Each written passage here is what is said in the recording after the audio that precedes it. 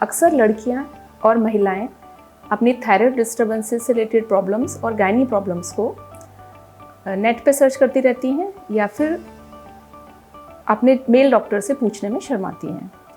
तो इसी तरह की गायनी से रिलेटेड प्रॉब्लम जो कि थायराइड डिस्टर्बेंसेस की वजह से होती हैं, उनके समाधान के लिए हम ये वीडियो आपके लिए लेके आए हैं।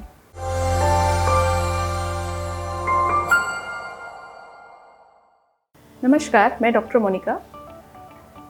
ज़्यादातर लड़कियां या महिलाएं ये सर्च करती हैं कि यदि उनको थायराइड डिस्टर्बेंसेस हैं तो क्या वो आसानी से प्रेग्नेंट हो सकती हैं। तो इसका जवाब है कि यदि उनके थायराइड लेवल्स कंट्रोल हैं, यानी कि लिमिट में हैं, तो निश्चित रूप से वो नॉर्मल तरीके से प्रेग्नेंट हो सकती हैं या नेचुरली प्रेग्नेंट हो सकती हैं। एक प्रॉब्लम और सामने अक्सर आती है कि प्रेग्नेंट लेडीज़ ये जानना चाहती हैं कि प्रेगनेंसी के समय वो अपने थायराइड हार्मोन्स के लेवल को कैसे कंट्रोल में रखें। इसको कंट्रोल रखने का तरीका आपके खुद के हाथ में ही है। पहला, जो आपके डॉक्टर ने आपको निर्देश दिए हुए हैं या जो मेडिसिन आपको दी हुई है, उसको फिक्स टाइम पे या निश्चित समय पर लेना चाहिए। समय समय पर थायराइड की जांच कराते रहना चाहिए और जैसा कि हम पहले बता चुके हैं कि अपना रूटीन रेगुलर रखें, खाने पीने का टाइम निश्चित रखें, सोने का और सुबह जगने का टाइम निश्चित रखें, यानी कि अपनी दिनचर्या का सही तरीके से पालन करें। नेचुरल फूड लें, तो इस तरह से वो प्रेगनेंसी में भी अपने थायराइड हार्मोन्स को कंट्रोल रख सकती हैं। कुछ टीनेजर गर्ल्स या जिनको अभी मेंसेस स्टार्ट हुए हैं, वो गर्ल्स अक्सर ये जानना चाहती हैं कि क्या थायराइड डिस्टर्बेंसेस की वजह से उनके पीरियड्स पे भी असर आ सकता है। तो जी हाँ, क्योंकि थायराइड हार्मोन एक हमारी पूरी बॉडी की मेटाबॉलिज्म को कंट्रोल करता है और इसका असर पीरियड्स पे निश्चित रूप से पड़ता है। किसी लड़की को पीरियड्स जल्दी आ सकते हैं, किसी को काफ़ी डिलेड भी आ सकते हैं। जब वो डॉक्टर के पास जाती हैं, कंसल्ट करती हैं या कुछ टेस्ट कराती हैं, तब उन्हें पता चलता है कि ये पीरियड डिस्टर्बेंसेस थायराइड हार्मोन्स की गड़बड़ी की वजह से हैं। कभी कभी लड़कियों के पीरियड्स में काफ़ी उतार चढ़ाव देखने को मिलते हैं, तो वो ये जानना चाहती हैं या सर्च करते हैं कि क्या इन थायराइड मेडिसिन की वजह से उनके पीरियड्स में ये उतार चढ़ाव या चेंजेस देखने को मिल रहे हैं।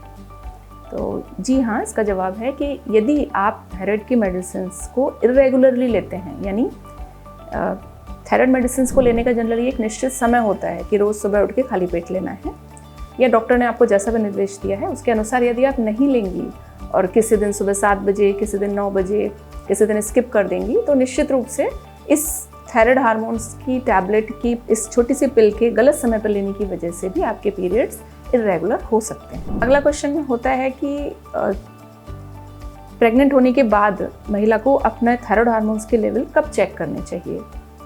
तो इसका जवाब है कि जैसे ही जितनी जल्दी से जल्दी आपको पता चले कि आप प्रेग्नेंट हैं और आपको पहले थायराइड था या आपकी फैमिली में आपकी मदर को या आपकी सिस्टर को थायराइड डिस्टर्बेंसेस हैं, तो जितनी जल्दी से जल्दी आपको पता चले कि आप प्रेग्नेंट हैं, आप जल्दी से जल्दी अपने डॉक्टर को विजिट करें और थायराइड हार्मोन या जो भी टेस्ट वो डॉक्टर लिखते हैं, उन टेस्ट के थ्रू आपको अंडरगोन होना चाहिए। इसके अलावा प्रेगनेंसी में भी समय समय पर आपको डॉक्टर के निर्देशानुसार हर 3 महीने पे, स्टार्टिंग में हर 3-3 महीने पे और लास्ट के महीनों में हर 1-1 महीने पे आपको अपने थायराइड हार्मोन्स के लेवल टेस्ट कराते रहने चाहिए, क्योंकि यदि वो कंट्रोल रहेंगे तो जो पलने वाला बच्चा है वो उसका शारीरिक और मानसिक विकास अच्छे से होगा। लेकिन यदि आपके थायराइड हार्मोन्स के लेवल अप डाउन हैं, फ्लक्चुएट हैं, डिस्टर्ब्ड हैं, तो निश्चित रूप से इसका असर बच्चे के शारीरिक और मानसिक विकास पे पड़ता है। इसलिए इनका रेगुलर चेकअप होना बहुत ज़रूरी है। एक क्वेश्चन और प्रेगनेंसी प्लान करने वाली महिलाओं की तरफ से अक्सर आता है कि उनके थायराइड हार्मोन्स के लेवल क्या होने चाहिए जब वो माँ बनने की सोच रही हैं, चाहे वो पहली बार माँ बन रही हों या फिर एक बच्चे की माँ बन चुकी हैं और दोबारा बच्चे के बारे में सोच रही हैं। ऐसे कंडीशन में थायराइड हार्मोन्स के लेवल नॉर्मल रेंज में होने चाहिए, यानी कि जो थायराइड के 3 लेवल्स आपके ब्लड रिपोर्ट से चेक किए जाते हैं, एक T3 hormone, T4 hormone and TSH। तो इन तीनों के लेवल्स आपके, जैसे कि T3 हार्मोन है, उसके लेवल 100 to 200 नैनोग्राम पर डेसीलीटर की रेंज में होने चाहिए। T4 हार्मोन का लेवल 5 to 12 माइक्रोग्राम पर डेसीलीटर होना चाहिए और TSH हार्मोन का लेवल 0.4 से 4 के बीच में कंट्रोल रहना चाहिए। कुछ महिलाएं अक्सर इस सोच से भी चिंतित रहती हैं कि उनको थायराइड है या उनको PCOD है, PCOS है, तो क्या वो प्रेग्नेंट हो सकती हैं। तो इसके लिए उनको ये जानना ज़रूरी है कि ये जो थायराइड हार्मोन का लेवल है, ये आपकी नेचुरल जो थायराइड ग्लैंड है इसके द्वारा बनता है। और यदि आप बाहर से कुछ सिंथेटिक हार्मोन ले रहे हैं तो उसको टाइम से लेते रहें।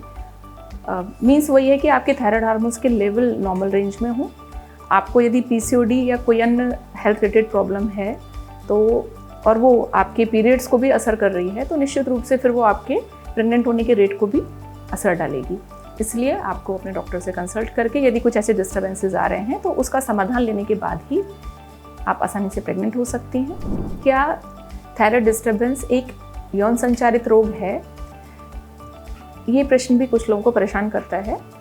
तो इसका जवाब है कि नहीं, ये सेक्सुअली ट्रांसमिटेड डिजीज़ नहीं है। तो अभी हमने कोशिश की कि आपकी थायराइड डिस्टर्बेंसेस की कुछ गायनी प्रॉब्लम्स के बारे में आपको जानकारी दें।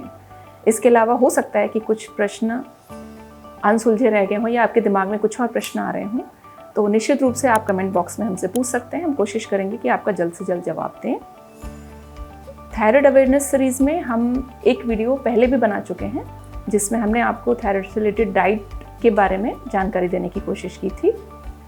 वो वीडियो और ये वीडियो आपको कैसी लगी कृपया कमेंट सेक्शन में हमको ज़रूर बताएं। ऐसी ही हेल्थ रिलेटेड जानकारी के लिए आप कपि फिट के साथ जुड़े रहिए, क्योंकि हम कोशिश करते हैं कि आपके ज्ञान में भी वृद्धि हो और आपको छोटे छोटे हेल्थ फैक्ट्स भी समय समय पर पता चलते रहें। तो कपि फिट के साथ जुड़े रहने के लिए धन्यवाद।